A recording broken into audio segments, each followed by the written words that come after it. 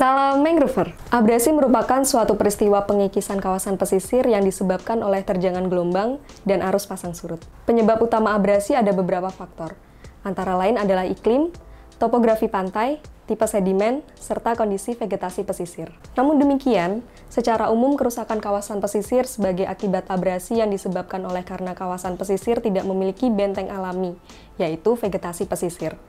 Dalam hal ini adalah mangrove. Tidak ada mangrove di kawasan pesisir memudahkan terjadinya abrasi. Sistem perakaran dari mangrove seperti Avicennia sp, Rhizopora sp, dan Soneracia sp yang tersusun sangat rapat dan terpancang seperti jangkar, juga mampu menangkap sedimen dan menahan lepasnya partikel tanah, serta memiliki kemampuan meredam energi pasang surut dan terjangan gelombang. Berdasarkan hasil kajian, hutan mangrove dengan ketebalan sekitar 200 meter dengan kerapatan 60 batang, memiliki diameter 15 cm, dapat meredam ganasnya energi gelombang tsunami hingga 50%. Tentu kita semua masih teringat bencana tsunami yang dialami pesisir Aceh pada tahun 2004 silam. Seandainya di kawasan pesisirnya masih memiliki hutan mangrove yang kondisinya masih baik, kemungkinan kerusakan pemukiman dan bangunan lainnya akibat tsunami bisa dimitigasi, atau minimal dampaknya tidak terlalu parah.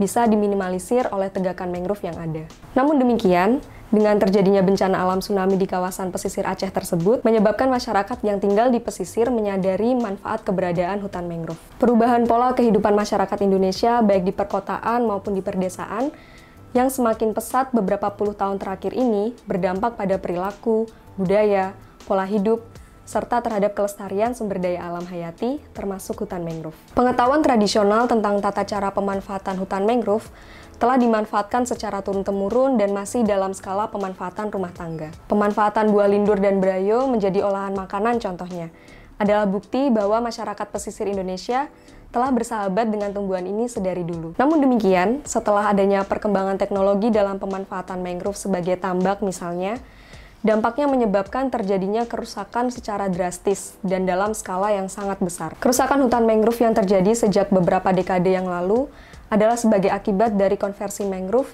yang disulap menjadi kegiatan usaha pertambakan ikan dan udang.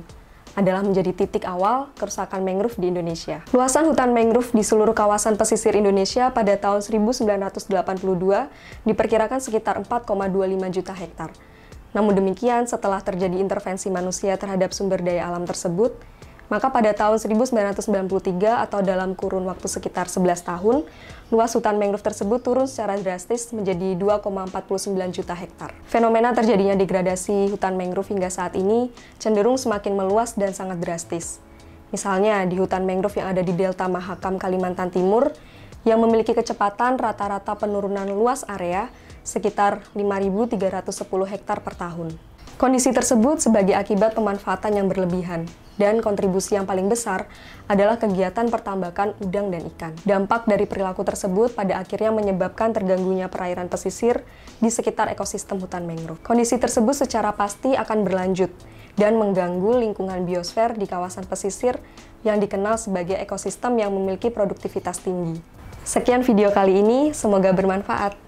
Apabila ada pertanyaan seputar mangrove, bisa langsung ditanyakan melalui DM di media sosial kami atau di WhatsApp official Mangrove Max. Dadah! Semangat Mangrover!